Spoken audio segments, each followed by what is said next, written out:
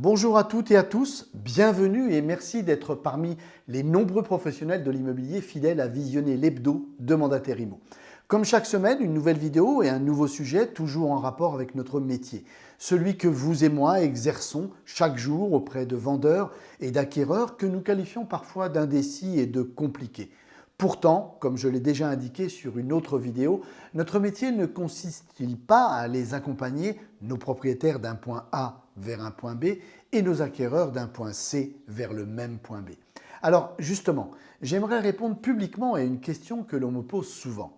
Faut-il être ou avoir été un très bon commercial pour réussir en immobilier? Mais avant cela, vous le savez, sans annonceur, ces vidéos ne pourraient pas voir le jour. Alors, avant de répondre à cette question, regardons cette très courte annonce de mon sponsor actuel. Le réseau House Immo vous présente la vidéo de Mandataire Immo. House Immo, le réseau de mandataires spécialistes en immobilier. Posons tout d'abord le décor. Il est vrai que l'on pourrait très vite et facilement réduire l'immobilier à deux acteurs. Un propriétaire qui est vendeur ou pas, un acquéreur qui lui est acheteur ou pas. C'est d'ailleurs cette vision simpliste de notre métier qui favorise l'incompréhension du grand public. Car si l'histoire s'arrêtait là, chacun serait effectivement en droit de se demander ce que nous, professionnels, venons faire au milieu de ces deux protagonistes qui, semble-t-il, n'ont d'autre destin que celui de s'entendre. L'un vend, l'autre achète, l'affaire est conclue, inutile de faire rentrer un tiers dans la boucle. Vu ainsi, il ne semble pas avoir sa place dans un tel modus operandi.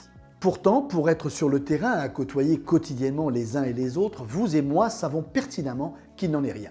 Qu'aucune transaction immobilière n'est véritablement simple et qu'il nous arrive parfois d'avoir du mal à comprendre l'attitude et le comportement de chacun. Il devient donc légitime de se poser la question suivante. Pour faciliter ces transactions et réussir dans l'immobilier, est-il indispensable d'être ou d'avoir été un très bon commercial? Pour moi, la réponse est simple. On n'est pas forcément un bon agent immobilier parce qu'on est un bon commercial. Je vois souvent arriver d'excellents commerciaux qui décident de se reconvertir dans l'immobilier. Le plus souvent, ils sont fatigués de vendre les mêmes produits depuis de nombreuses années, d'être sans cesse sur les routes, ou bien de devoir chaque année atteindre des objectifs toujours plus hauts sur un marché paradoxalement toujours plus concurrentiel. Partent-ils pour autant avec un avantage certain? Absolument pas. C'est même souvent l'inverse. Celui qui a vendu un ou plusieurs produits toute sa carrière professionnelle est certes rodé aux techniques de vente. Il exerce son métier avec art. Il a d'un côté un acheteur, un prospect ou un client, et de l'autre un produit. La difficulté pour lui est d'amener son client à acheter son article. En aucun cas, il n'aura à convaincre le produit d'adhérer à son client. S'agissant de notre métier, au début, certains d'entre eux tentent d'appliquer les mêmes méthodes auprès d'un côté de leur vendeur et de l'autre de leur acquéreur. Au premier, je vends un produit, mon mandat, à l'autre, l'appartement ou la maison du premier. Jusque-là, nous pourrions penser que l'intention est bonne et qu'il suffira, en fonction du profil de chacun, d'appliquer la meilleure technique de vente. Pourtant, comme Icare qui négligea le soleil, de nombreux commerciaux se brûleront les ailes et devront revoir leur copie au risque de s'écraser sur les falaises de la profonde vallée de l'échec. Heureusement, en général, l'analyse, l'adaptation, la réactivité sont des qualités qu'ils possèdent, ce qui les aide parfois à corriger d'eux-mêmes leurs erreurs. Dans notre profession, il nous faut prendre en compte trois autres facteurs essentiels qui n'existent pas au cœur de l'acte commercial commun. Ce sont ces mêmes facteurs qui justifient notre présence, notre utilité, je dirais même la beauté et l'intérêt de notre métier. Voyons ces trois facteurs dans le détail. Peu de produits possèdent la dimension affective comme celle que représente un appartement ou une maison dans l'esprit d'un propriétaire et même d'un acquéreur. Une valeur affective dont le premier aura beaucoup de mal à se défaire et le second à investir. C'est un peu comme si, contrairement à la pièce auto, la machine-outil ou je ne sais quel autre produit, le bien immobilier de notre client avait une âme capable de dire à son propriétaire « Tu ne vas tout de même pas m'abandonner, es-tu sûr que tu trouveras à me remplacer ?» Et de l'autre côté, à l'acquéreur, es-tu sûr que je suis fait pour toi? Es-tu sûr qu'il n'existe pas mieux sur le marché? Le second facteur qui tranche nettement avec une transaction commerciale classique, c'est la double dimension humaine.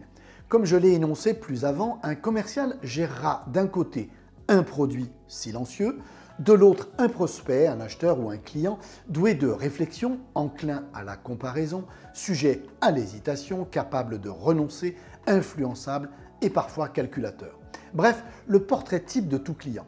Rien que de très normal, c'est ce qui représente l'épreuve, la difficulté et le challenge que se doit de relever tout bon commercial. Mais dans notre métier, cette dimension humaine est multipliée par 2 quand ce n'est pas davantage. Quand par exemple, les amis, la famille, tous mieux intentionnés les uns que les autres, s'en mêlent.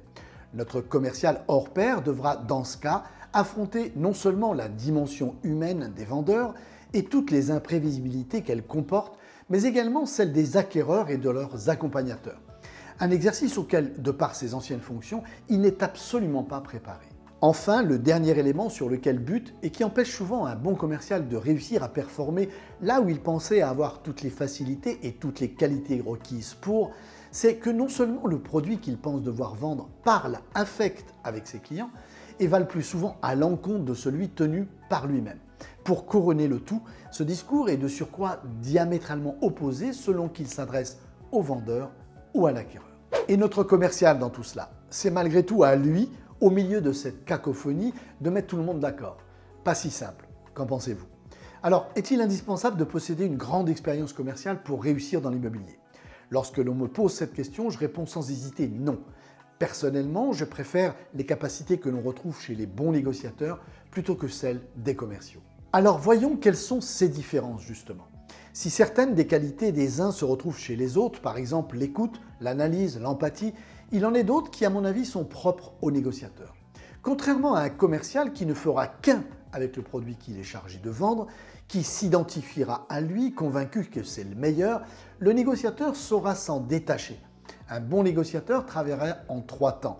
Il devra d'abord détacher le propriétaire de son bien avant de pouvoir le proposer et enfin le transmettre à un acquéreur. Un commercial, lorsqu'il propose un produit, l'a déjà à sa disposition.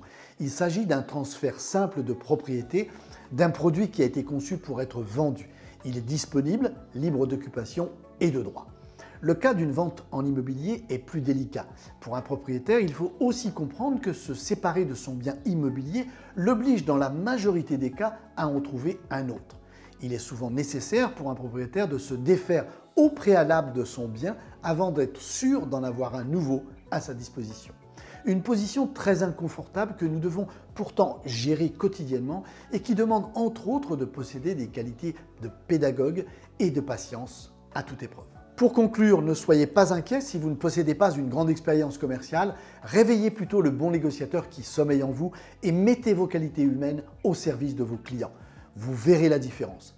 Si vous avez aimé cette vidéo, commentez-la et partagez-la.